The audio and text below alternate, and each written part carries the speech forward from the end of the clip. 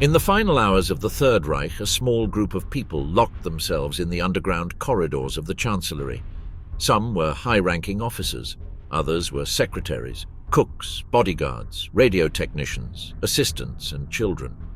No one knew for sure if they would make it out alive. For decades, only a few dared to recount what happened underground. Most remained silent, out of fear, shame, or by choice. But as time passed, new testimonies began to emerge. Isolated fragments that, when pieced together, painted a more accurate picture of how the collapse of the regime was experienced and accepted. Below you will hear their words, in the first person, unfiltered, unpolished. This is how they lived through the final days with Hitler. This is how they remember the confinement, the fear, the orders, the deaths, and the silence. After Hitler's death and the fall of the bunker, some survivors were captured and taken to Soviet camps. Many of them were employees, secretaries, or kitchen assistants who had never been in charge of decisions, but who had lived with the dictator's closest circle until his final moments. Elisabeth Kalhammer was one of them. I was in charge of the laundry and part of the cleaning. I didn't have an important position, but I was there. I remember the atmosphere was cold, damp, and everything sounded hollow. There was a strange silence, as if everyone knew the end was near. Sometimes we exchanged glances with the others, but no one spoke. Fear wouldn't let us. Kalhammer said she didn't see Hitler every day, but when she did, she noticed a progressive change in him.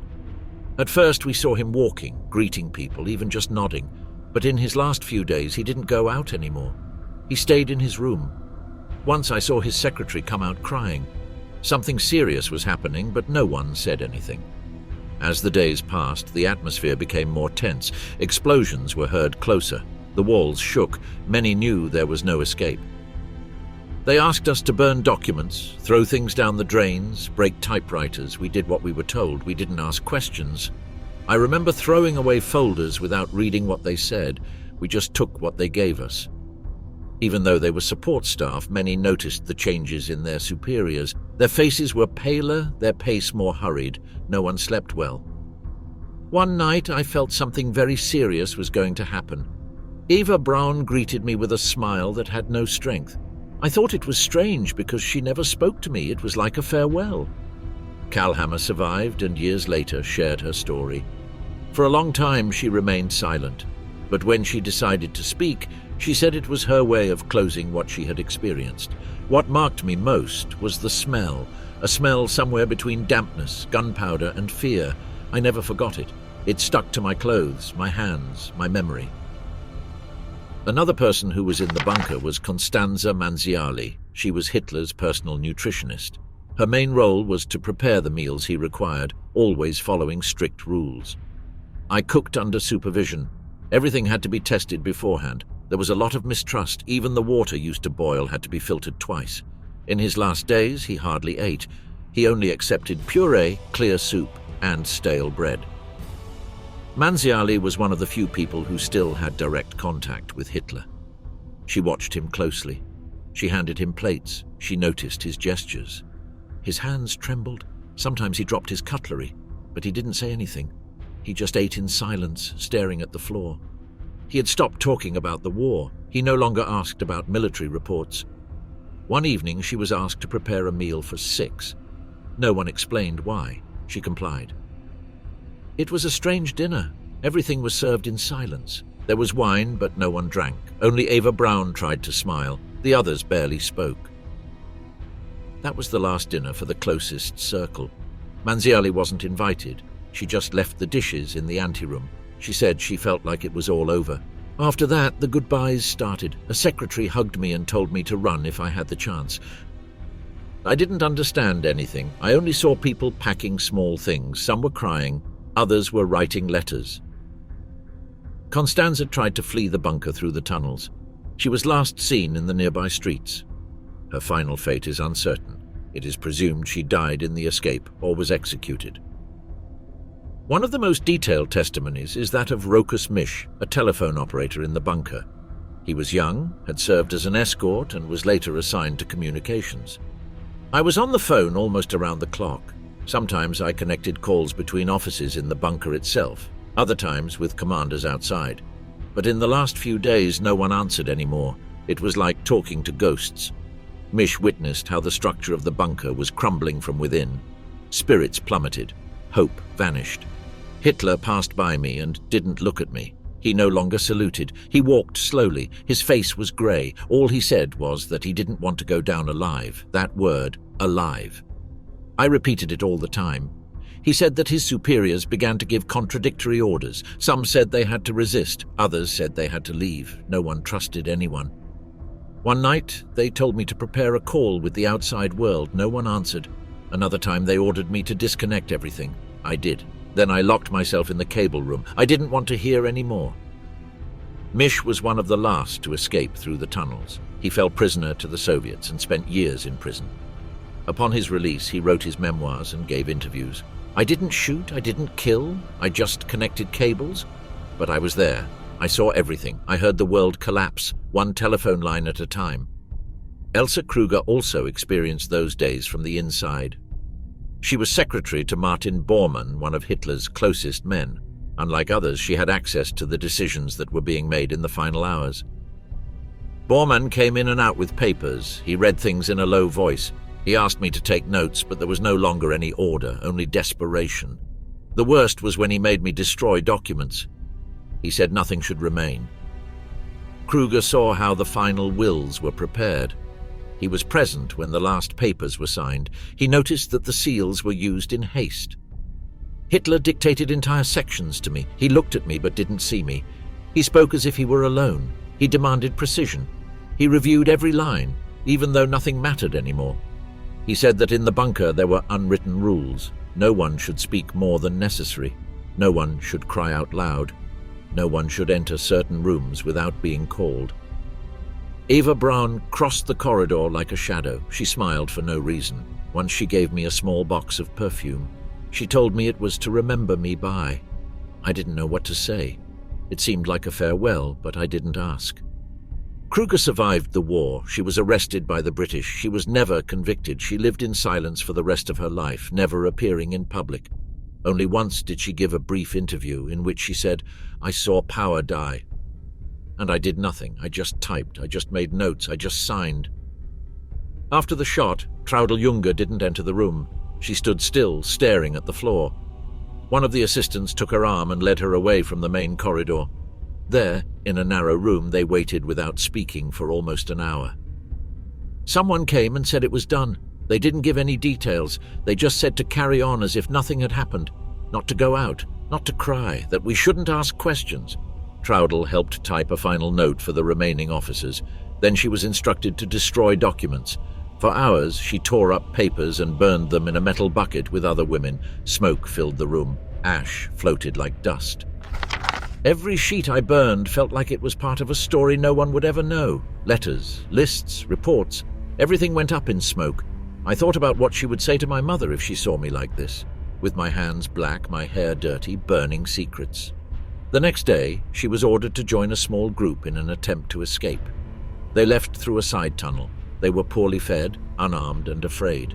Traudl walked among ruins, corpses, and crossfire. She was arrested by the Soviets shortly after. They interrogated me. They treated me like a guilty person. I didn't know what to say. I told them I was just typing. They looked at me as if they didn't care. But they didn't beat me. They just left me for days on end in an empty room. She was released years later. For a long time, she avoided speaking. But in her later years, she gave interviews and recorded a documentary, convinced that she had to tell what she saw.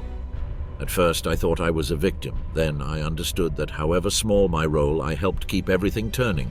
With every key I pressed, I was holding that machine up. In another section of the bunker, Dr. Ludwig Stumpfegger, personal physician to Hitler and the Goebbels family, moved among the wounded. There weren't many medicines, resources, or time. He knew his job was no longer to save anyone. It was simply to stem the collapse. They asked me to prepare lethal doses for the children. I didn't do it at first. I thought it was a mistake. But Goebbels came in person and explained what they wanted. He said the Soviets weren't going to raise their children. That would be worse than death. Stumpfegger helped administer poison to Joseph and Magda Goebbels' 6 children. He witnessed Magda dress them, hug them, and put them to bed. She did it calmly. She gave them a sweet. She told them they were going to sleep. I stood at the door. I didn't go in. I heard the faint cry of one of them. Then silence. After that, Stumpfegger accompanied Bormann in an escape attempt. They left the bunker as the nearby buildings were already burning. They moved at night amid debris and gunfire. Both died on the journey. Their bodies were found decades later. "He was the doctor of the end, the one who did not cure but assisted in death," wrote one of the Soviet interrogators in his reports. The Goebbels family also marked those hours with horror. Joseph, Minister of Propaganda, and his wife Magda decided to die alongside their children. Both knew the regime was over, but they refused to accept living in another world. Magda said they could not live without the ideal, that their children would not grow up in defeat. She repeated this many times as if trying to convince herself. After finishing off their children, they both went out into the bunker courtyard and got out of the way. Their bodies were found partially burned. The scene was documented by the first Soviets to enter. They were hugging each other. Their clothes were still intact in some places. The smell was unbearable. But the most terrible thing was seeing the small bodies lined up in the room where they slept. These acts marked for many the lowest point of the collapse. It was no longer just the fall of a regime, but the voluntary self-destruction of all its most loyal members. In another corner of the bunker, Traudl Junge continued writing. She was the youngest secretary in the group. She had arrived in 1942 and from then on had been a few feet away from the regime's most important decisions. She was the last person to write down what Hitler dictated hours before his death. "He called me by name. He asked me to sit down, to write down every word. He spoke to me as if nothing were happening. I was trembling, but his voice was steady. He dictated his political testament to me as if he were writing a law. He didn't stutter once." Traudl was there when Eva Braun decided to stay, when the generals were discussing what to do, and when the sounds outside grew ever closer. She saw the faces of those who entered the office and left with empty eyes. "One night, Eva hugged me. She told me not to worry, that I was young, that I had to live. I asked her if she was afraid. She replied no, that she would rather die with him than live without him. And she said this without crying, as if it were logical." When they finished typing the last document, Traudl sat in silence. No one else had orders for her. The minutes passed and everything was on pause. I stood with my hands on the typewriter. I didn't know whether to get up, whether to leave. It was as if time had stopped. I heard a door close, then a dry sound. I understood that it was all over. After the last escape attempts failed and the closest officers distributed the final orders, those who still remained inside the bunker were, above all, young women, typists, assistants, cooks. Some of them had been there for years, others barely weeks. They all knew they wouldn't leave that place the same. One of them was Erna Flegel, a nurse assigned to Dr. Morell's medical team. Her job was to care for the wounded, organize medicines, and provide support to the few patients arriving from the surface. When they called me to the bunker, I thought I'd only be there for a few days, but weeks went by. No one slept. Everyone smelled of smoke, of fear. I saw Goebbels arrive with the children. I saw Magda hug them as if she had been saying goodbye to them from the very first day. Erna saw the children playing in the hallways, not understanding that there was no way out. Some soldiers gave them candy, others avoided looking at them. The sounds of the explosions grew louder every night. But the children were still there, oblivious, wearing clean pajamas and telling fairy tales. One of the girls gave me a drawing. It was a garden. She told me that when they got out, she was going to plant flowers. I didn't know what to say. I just nodded and hugged her. It was a sweet lie, but I knew I'd never see that garden. Käthe Hausermann was also in the bunker, Dr. Stumpfegger's assistant. She didn't know anyone at first. She only knew that she was at the center of something that was collapsing. On the first day, I saw Bormann go by. He didn't say hello. He walked hurriedly. Afterward, a secretary took me to a room with stretchers. They gave me a list of medicines and told me not to ask any questions. I did. Käthe witnessed the last wounded arriving from the front. Many were teenagers who had been recruited without experience. Some were crying, others didn't even speak. I saw a 14-year-old boy with a shattered leg. He asked me for water. He told me he just wanted to see his mother. He died that night. No one recorded him. No one asked his name. Despite what was happening, the superiors insisted on maintaining a routine. Every morning, lists were made, protocols were followed, military reports were read, as if that could sustain a structure that no longer existed. It was an empty play. They repeated phrases like, "The enemy is retreating," or "Everything is under control." But you only had to look into the guards' eyes to know it was a lie. Erna Flegel and Käthe Hausermann shared the break room with other assistants. They slept in shifts. They ate whatever was left. Sometimes they didn't speak for hours. One night, one of the girls started crying non-stop. She said she didn't want to die there. Another covered her mouth and told her they could hear us. We were afraid even to breathe. When the final evacuation orders came, they both decided to stay. Getting out was almost impossible, and dying seemed inevitable. I sat by a dead radio. Nothing made sense. I just waited for someone to open the door and it would all be over. But no one came. Only more bombs. The two women were captured by the Soviets upon entering the bunker. They were not tried. They were interrogated and released years later. They never returned to their previous jobs. They never spoke in public again. They told us we were witnesses, but I didn't see decisions. I didn't see grand plans. I only saw fear, silence, and death. While the last witnesses in the bunker were taken away as prisoners, outside, Berlin was still burning. Soviet tanks rolled through streets strewn with rubble, but underground, some key figures still remained.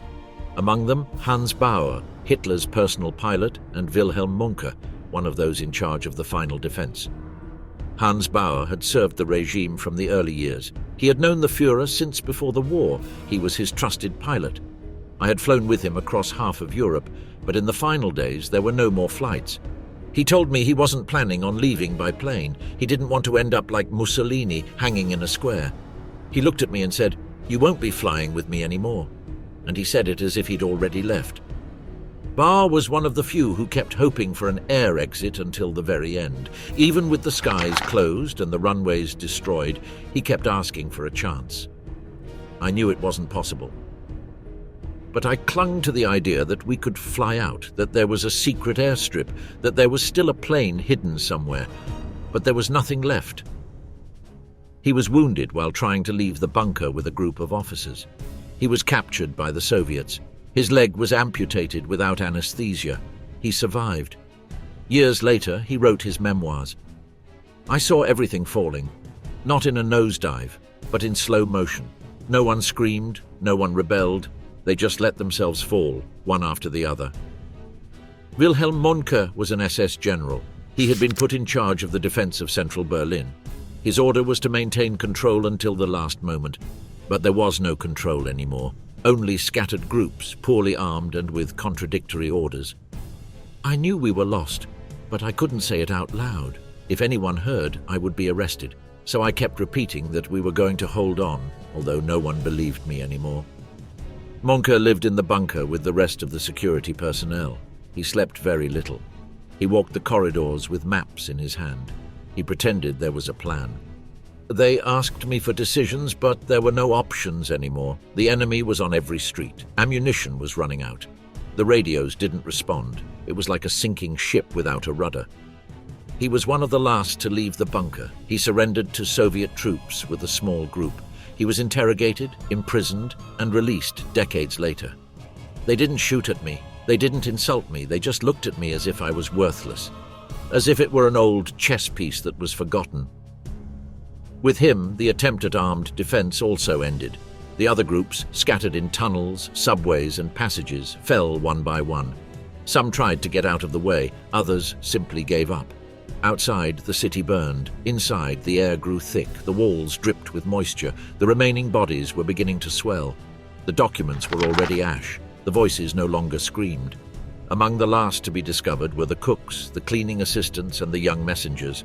No one had mentioned them in the official reports. But there they were, hiding in dark corners, waiting for it to be all over.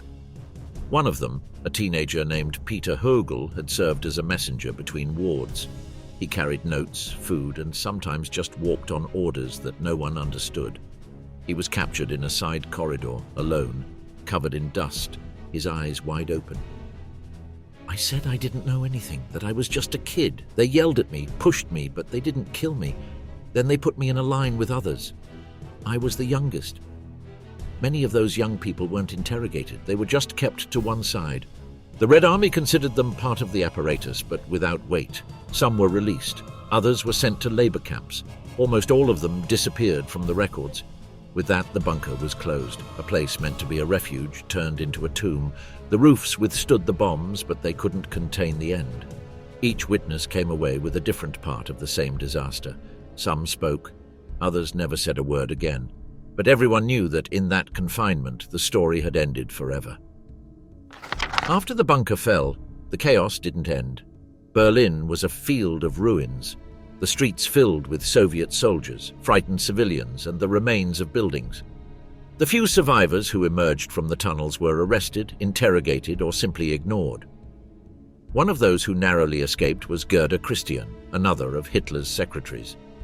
She had been with him since the early years, and in the bunker she wrote several of her final letters. When we came out through the underground passage, there was no end to the chaos. We knew where we were going. We just followed the group. We were like blind people. Berlin was no longer a city. It was a destroyed body. Gerda recounted that the first days of captivity were confusing. Some Soviets didn't know who she was, others did, but they didn't treat her violently. They interrogated her for hours. They asked me about documents, about meetings, about decisions. I only knew what I wrote. I didn't participate in anything else. Even so, they looked at me with suspicion, as if they expected me to confess something terrible. She was released and lived a discreet life. She never wrote a book. She didn't give interviews. Only one close friend recounted that Gerda spoke of the last days as a nightmare that never ended, even when she was awake. The night Hitler died, no one screamed, no one cried. There was only silence, and that silence followed me for the rest of my life. Other lesser-known figures were also there. Heinz Linger, Hitler's personal valet, was one of the last to see the dictator's lifeless body. I went in after the shot. Eva Braun was sitting up, as if asleep. Hitler had fallen. There was blood on the wall, on the carpet. The air smelled of gunpowder and cigarettes. I stood still for a few seconds. Then I went out and told Bormann it was all over. Linger helped wrap the bodies. He participated in their cremation. He did it in the bunker's small garden using gasoline that had been stored. We used blankets. We placed them as he had instructed. We lit the fire.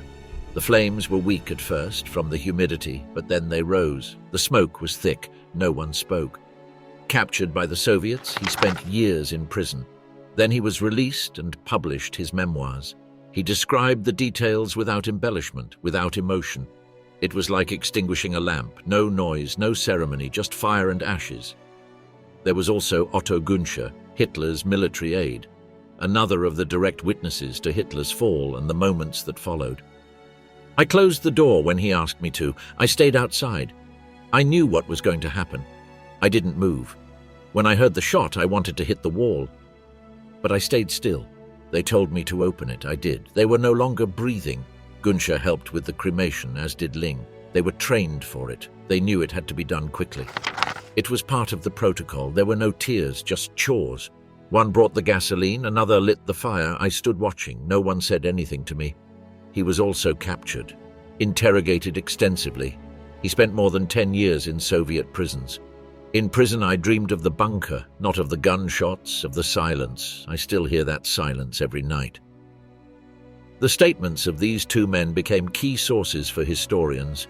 Along with the Soviets, they provided the most accurate information about Hitler's final hours. As the days passed, the remnants of the Nazi regime disappeared. The bodies were buried in secret locations. Witnesses were dispersed, tried, or released. But they all carried the same images, the same smell, the same footsteps among the rubble.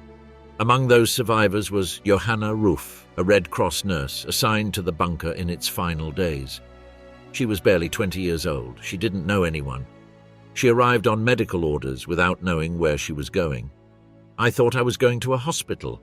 They sent me to the basement. They told me I was supposed to care for wounded officers, but I didn't see any stretchers or bandages. I only saw pale faces and damp hallways. Ruth was in charge of cleaning minor wounds, applying gauze and distributing water. She slept sitting up with her back against a wall. Once they sent me to the women's room. I saw Magda Goebbels combing the hair of one of her daughters. She greeted me as if it were a normal afternoon, but everything was strange. Outside, bombs could be heard. Inside, only murmurs. I didn't know I was at the center of power. No one explained it to her. She was just following orders. A soldier told me it would all be over soon. I didn't understand. Then I saw suitcases being brought down, papers being burned. I began to suspect.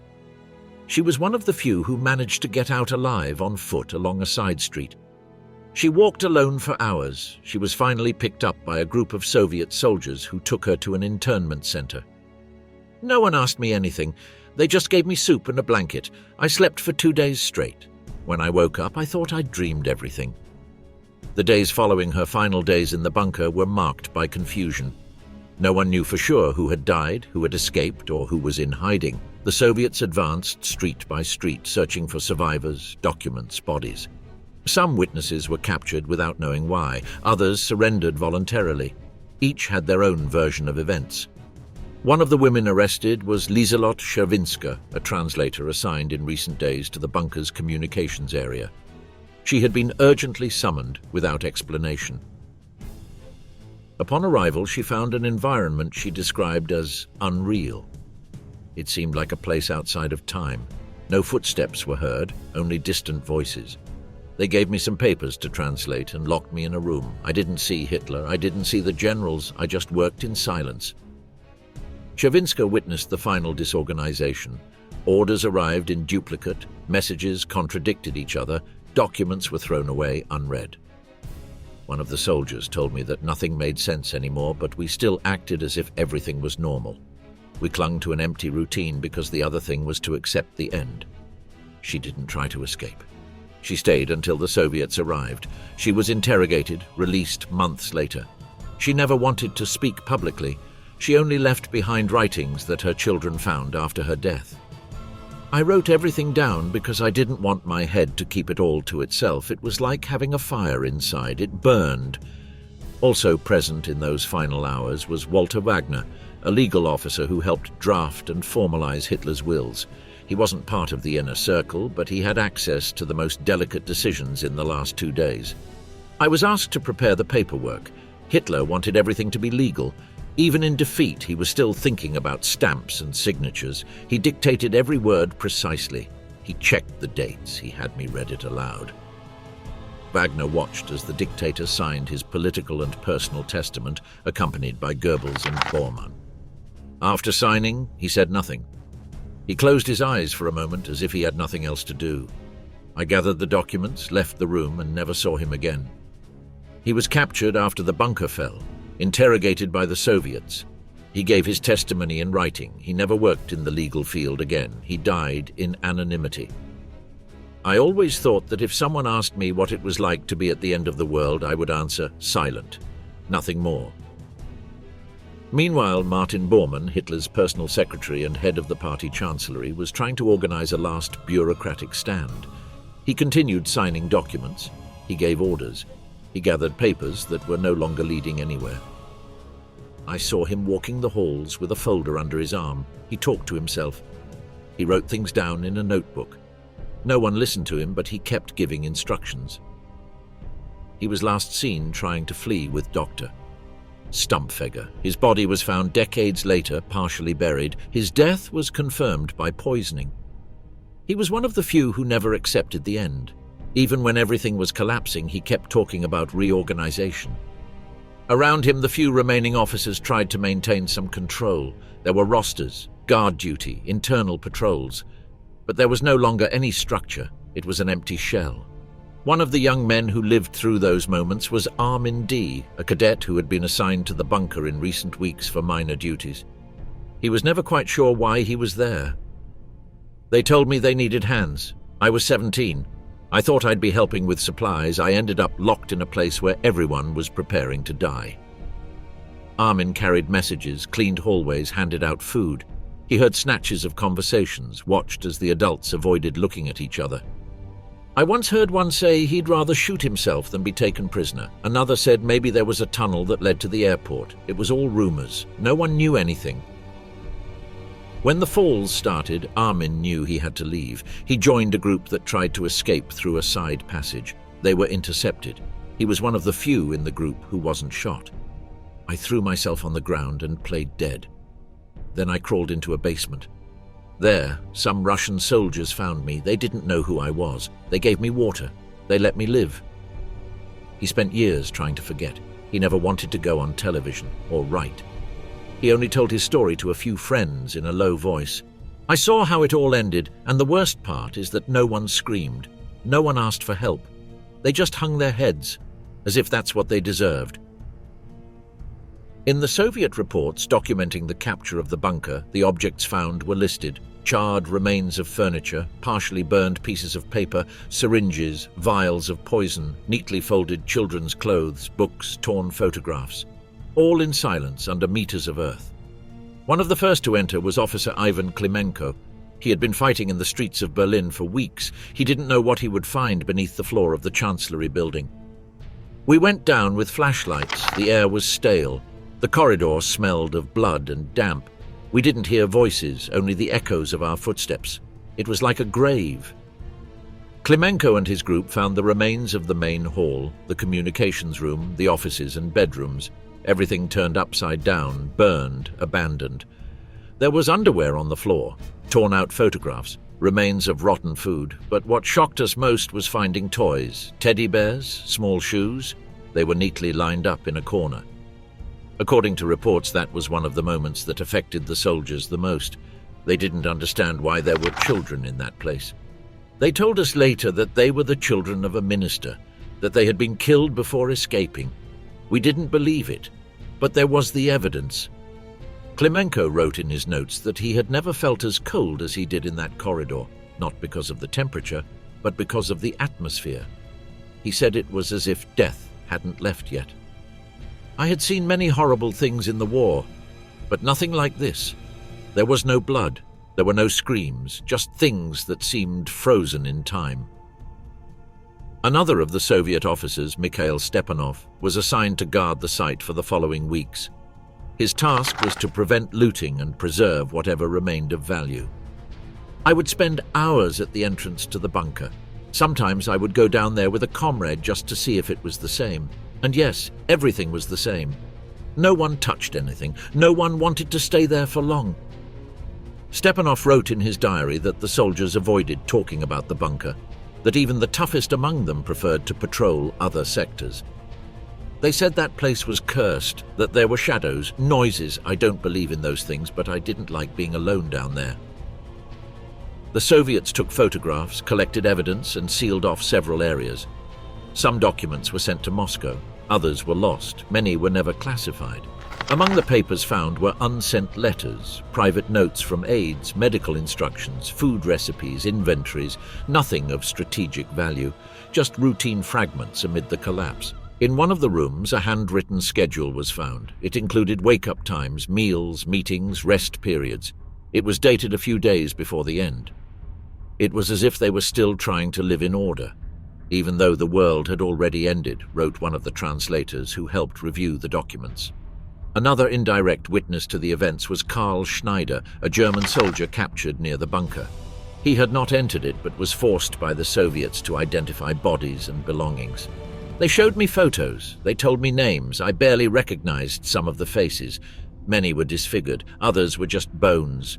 They asked me if I had seen Hitler. I said no. They beat me. Then they gave me a cigar.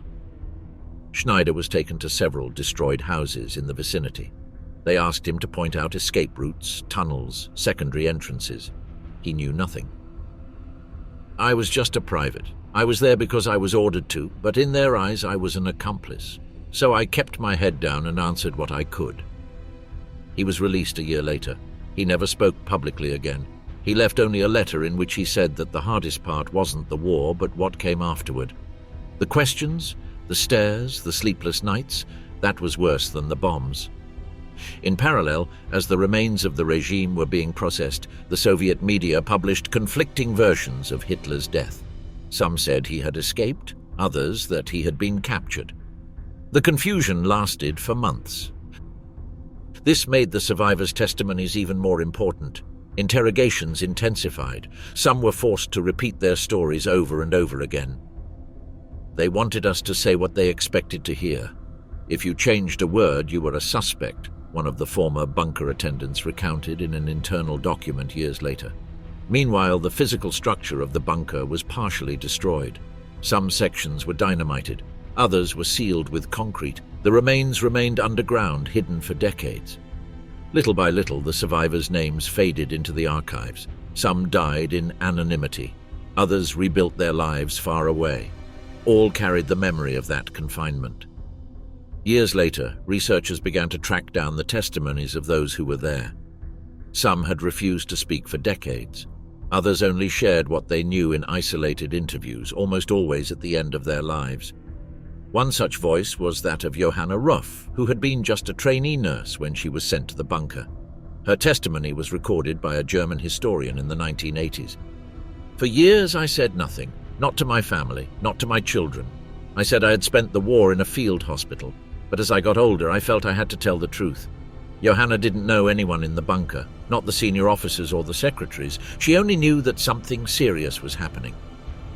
I didn't understand why there were children there, why they were burning papers, why people were sleepwalking. It was like being in a world where everyone knew something except you. She said that despite her fear, what impressed her most was the calm. No one was crying. No one was screaming. They just obeyed. When the Russians arrived, I sat on the ground and raised my hands. A soldier looked at me and offered me water. He didn't ask me anything. He just got me out of there. She lived for many more years. She never wanted money or fame for her testimony. She only asked that the whole story be known. What I saw wasn't a heroic end. It was a slow fall, and everyone knew it. At the same time, Traudl Junge also decided to speak out. She recorded a documentary in which she recounted her time in the bunker, her work as a secretary, and her final days.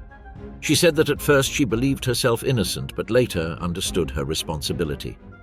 I didn't kill anyone, but I helped a machine work. I wrote what was dictated to me. I sorted through papers I didn't understand, and that's also being part of it. Her voice, measured and clear, became one of the most quoted when discussing the end of the Third Reich.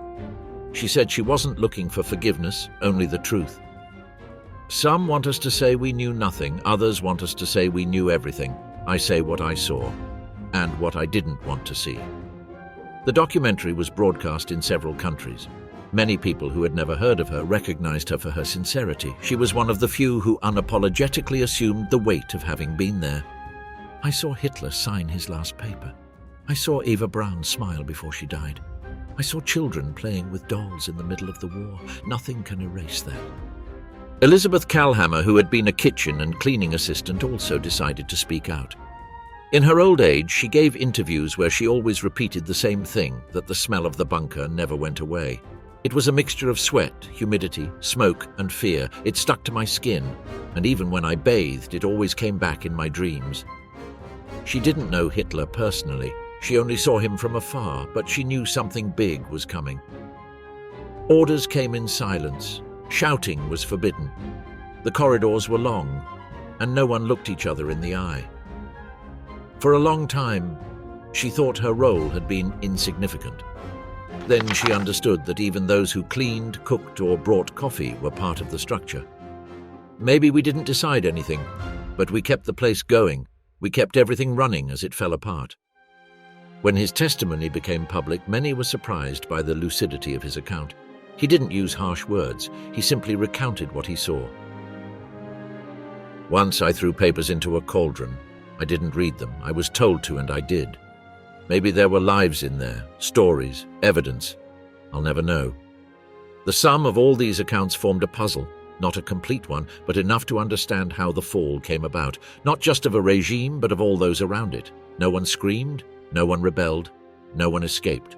They just locked themselves away and waited for the end.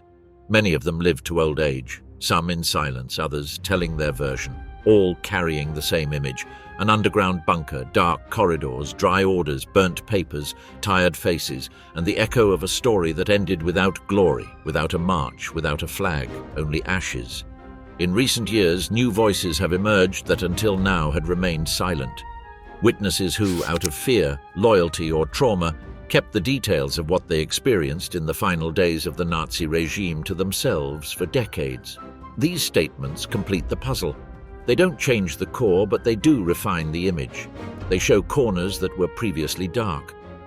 Hermann Karnau, a former SS guard assigned to the Reich Chancellery, was one of those who witnessed the cremation of Hitler's body. I saw him lying on the ground, wrapped in blankets. Eva Braun was beside him. Someone brought gasoline. I myself helped pour it on the bodies. We formed a circle to prevent others from approaching. No one said anything. We just lit the fire and watched.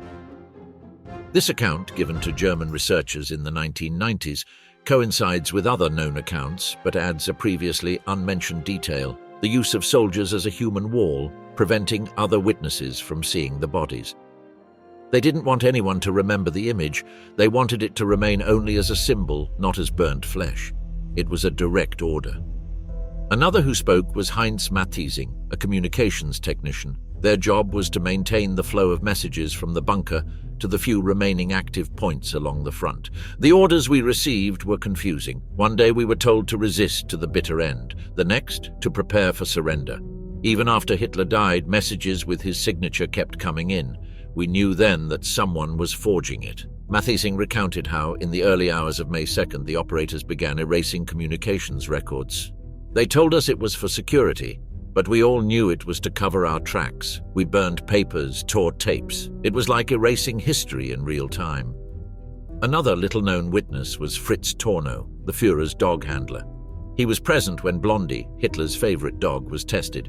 They gave him a cyanide capsule. They wanted to check that it worked. Blondie died almost immediately. Hitler knelt beside the body. He stroked it silently. I had never seen him cry before. That day, I did. The animal's death was not just a minor detail. For Hitler, Blondie was a symbol of loyalty. His reaction showed, according to some analysts, his only real expression of emotional pain during those days. After that, he didn't speak much.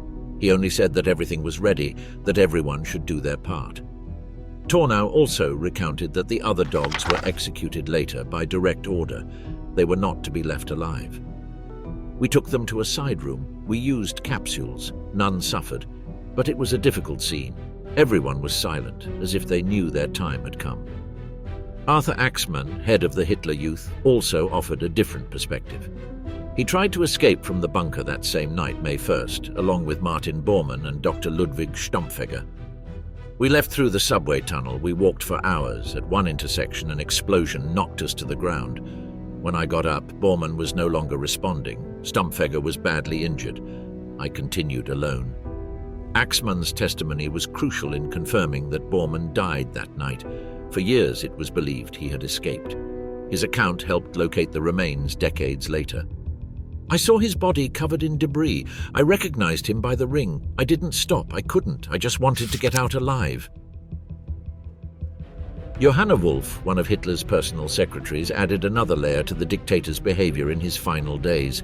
Her statement was recorded in 1946, but not published until much later. Hitler didn't sleep. He paced. He checked every meal as if he feared poisoning. He trusted no one, only Eva and his routines.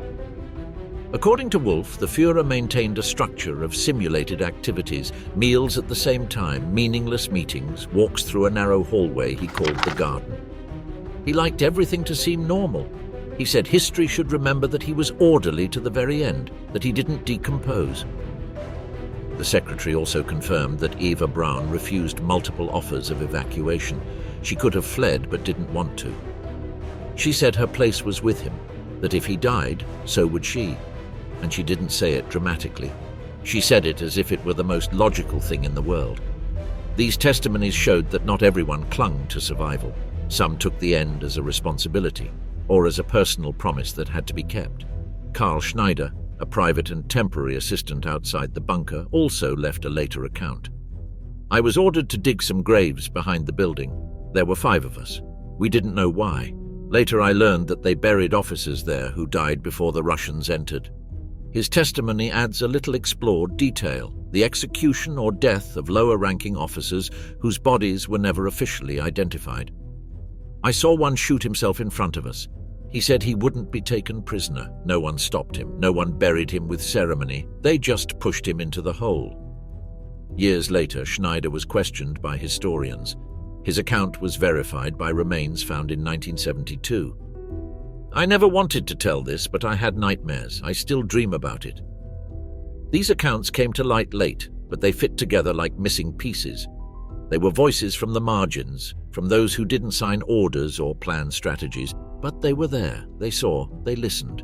And what they recounted fills the silences in the official documents.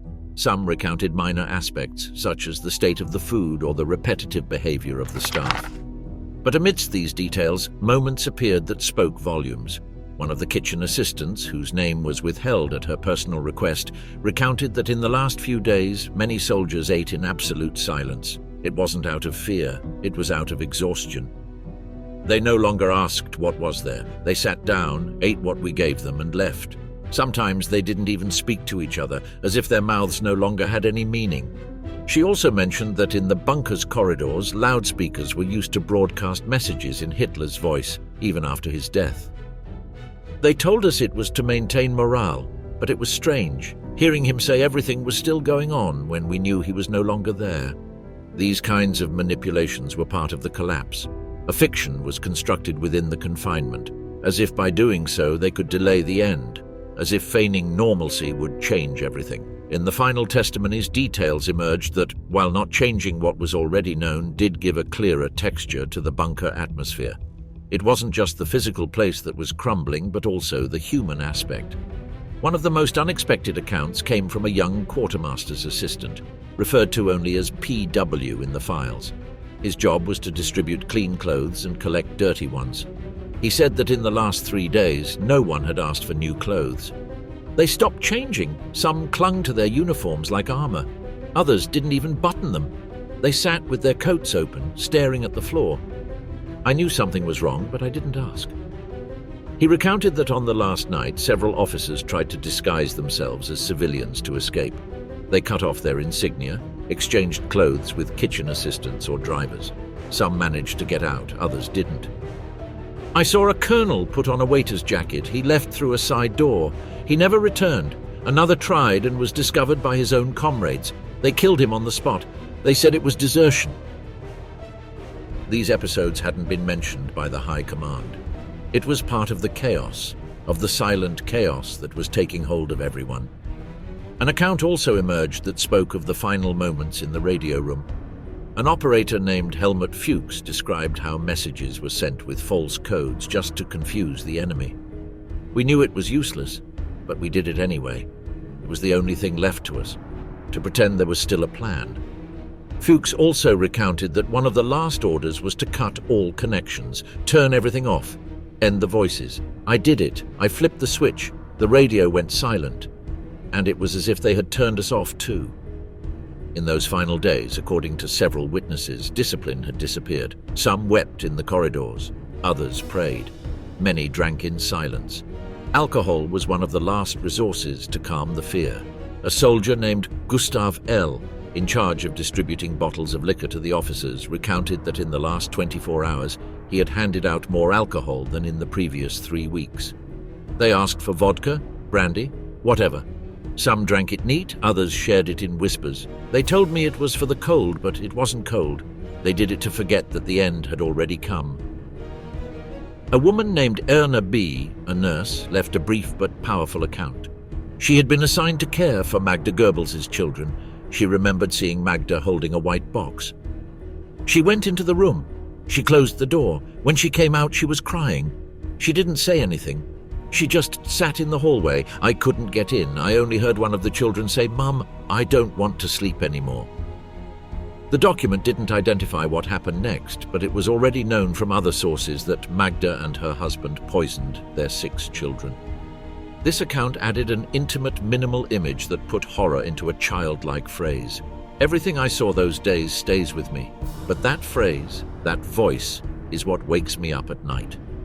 Thus, these last voices closed a broader picture of what they had experienced.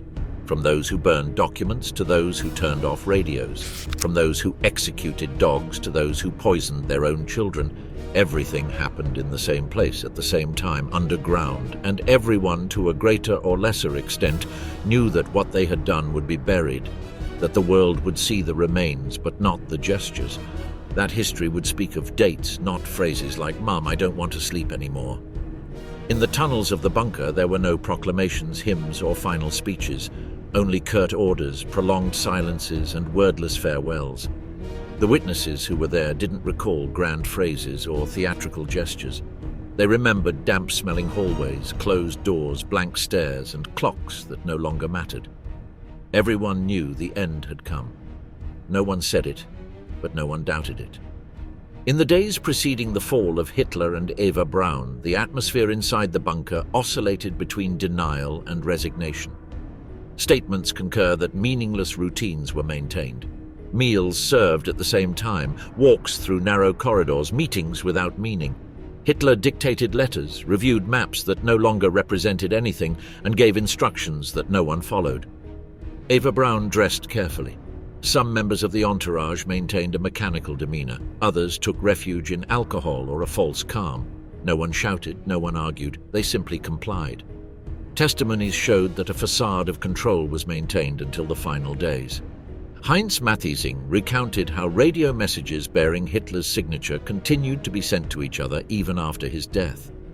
At the same time, operators destroyed documents, tapes, and recordings. Traces were extinguished at the same speed as the battle lines were extinguished, a final bureaucratic choreography that attempted to cover up the inevitable.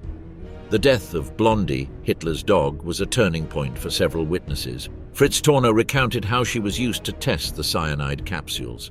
Hitler, for the first time according to several accounts, showed visible emotion. He knelt. He wept. He silently stroked her. That reaction was one of the few human displays cited by those close to him. After that episode, he withdrew into seclusion and spoke less. He no longer gave speeches, only brief instructions. Eva Braun's decision not to leave the bunker was another recurring fact. Johanna Wolf and other attendees confirmed that she had options to leave. She was offered transportation and escape routes. She refused. She said her place was with Hitler, and she kept to it. Her death, like his, was neither public nor heroic. It occurred behind a closed door, without direct witnesses. Only the bodies were found, wrapped in blankets, doused with gasoline, and set on fire. Hermann Karnau and other soldiers formed a circle so no one would see the remains. The image literally went out. Meanwhile, others were preparing to disappear. Arthur Axmann tried to escape through the subway tunnel. He saw Bormann die. He saw Stumpfegger fall. He survived alone. He recounted it years later. He was one of the few who confirmed details about the exit, the routes, and the final movements outside the bunker. In the following hours, Goebbels poisoned his children. Testimonies agree that she did so with direct help. Some recall seeing Magda carrying a white box. A nurse heard one of the children say, "Mom, I don't want to sleep anymore." Then, silence. There was no ritual, no letters, no record. Just 6 small bodies lined up. Then the death of the parents. Karl Schneider, one of the soldiers who dug graves, recounted how several officers took their own lives or were executed for trying to flee. Escape attempts using civilian clothes, cooks' jackets, tunnels, and improvised routes were also described. Some escaped. Others were discovered and eliminated by their own comrades. When the radio was switched off and the documents destroyed, the bunker was left like an empty shell. The Soviets found it in ruins. Ivan Klimenko was one of the first to enter. He described it as a grave. The smell, the remains of clothing, the burnt papers, the toys in a corner, everything indicated that there hadn't been a battle there, but rather a long, silent wait. After the war, the survivors took different paths. Some were interrogated, others hid their participation. Several didn't speak until they were elderly. The accounts took a while to emerge, but they all agree on the essentials, that the end was grim, closed, and silent. There was no epic. There were no speeches, only closed doors, poison capsules, handguns, bodies wrapped in blankets, burned orders, and turned off radios. Most of these testimonies don't seek exculpation. Some claim to have been part of the machinery. Others say they didn't understand what they were doing. But they all share one feeling, that of having seen something that cannot be forgotten, and that cannot be repeated. This reconstruction, based solely on their words, attempts to show the end from the inside. Not what was said in public, not what was written in manuals, only what was recounted by those who were there, without embellishment, without apologies, without grandeur. Hitler's bunker was not a symbol of resistance. It was a space where the last orders of a collapsed regime were carried out, where routine was used as a refuge, where power was reduced to dictating the exact time of one's own death, and where those who remained years later could only say what they saw, because silence didn't protect them, it only made them remember more.